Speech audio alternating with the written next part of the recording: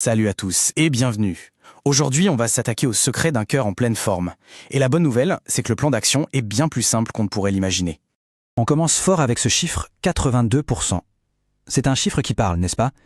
Il représente la réduction du risque de maladies cardiovasculaires qu'on peut atteindre juste en changeant quelques habitudes de vie.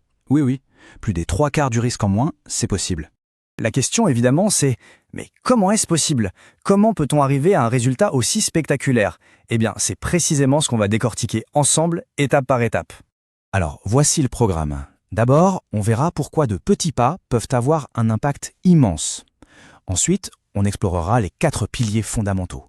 Arrêter de fumer, bouger régulièrement, contrôler son poids et enfin, l'importance des bilans de santé. C'est cette combinaison qui est la clé de ces fameux 82%. Ce qu'il faut vraiment retenir, c'est qu'il n'est pas nécessaire de tout révolutionner. De très grands bénéfices pour la santé viennent d'habitudes toutes simples, mais qu'on tient sur la durée. L'impact est vraiment là.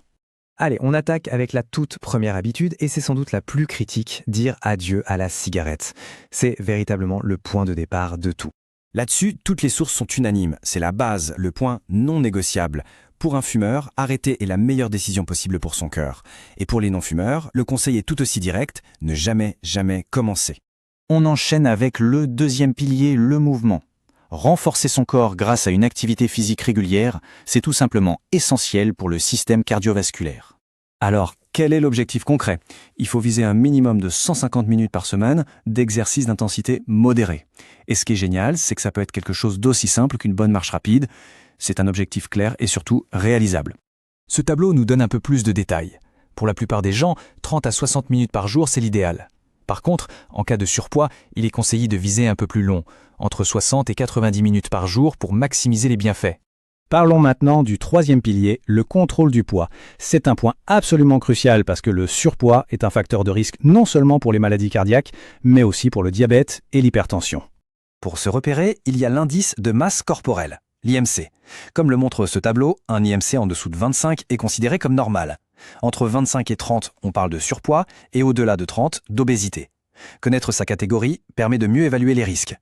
Et ce qui est particulièrement encourageant, c'est qu'il n'est pas nécessaire de viser une perte de poids spectaculaire. Perdre ne serait-ce que 3 à 5 kg, soit environ 5% de son poids, peut déjà amener des améliorations significatives sur la tension artérielle et le risque de diabète. Il y a un point de vigilance tout particulier, l'obésité abdominale. Cette accumulation de graisse autour du ventre, elle est particulièrement dangereuse pour la santé du cœur. Elle augmente de façon très nette le risque de maladies coronariennes. Pour évaluer ce risque, on peut utiliser le rapport taille-hanche. Comme indiqué dans les sources, l'objectif est de rester en dessous de 0,9 pour les hommes et en dessous de 0,8 pour les femmes. Ce sont des repères clairs et faciles à mesurer. On arrive au dernier pilier tout aussi essentiel, les contrôles médicaux réguliers. La prévention et le diagnostic précoce peuvent littéralement sauver des vies. Cette chronologie nous montre les étapes clés. Les hommes devraient commencer un suivi régulier dès 40 ans et les femmes à 50 ans. Par contre, attention, pour les personnes à haut risque, par exemple avec des antécédents familiaux, du diabète ou de l'hypertension, il est recommandé de commencer bien plus tôt, dès 30 ans. Et à quelle fréquence? Tout dépend du profil de risque. Pour les personnes à faible risque, un contrôle tous les 2 ans est suffisant. En revanche, pour celles à haut risque, un bilan annuel est vraiment indispensable. Pour résumer, voici les 4 habitudes essentielles pour un cœur en meilleure santé. Arrêter de fumer, bouger régulièrement, contrôler son poids et faire ses bilans de santé à temps. C'est ça le plan d'action. Et un dernier conseil tiré des sources, pour tout ce qui touche à la nutrition et au contrôle du poids, il ne faut surtout pas hésiter à demander l'aide d'un professionnel comme un diététicien.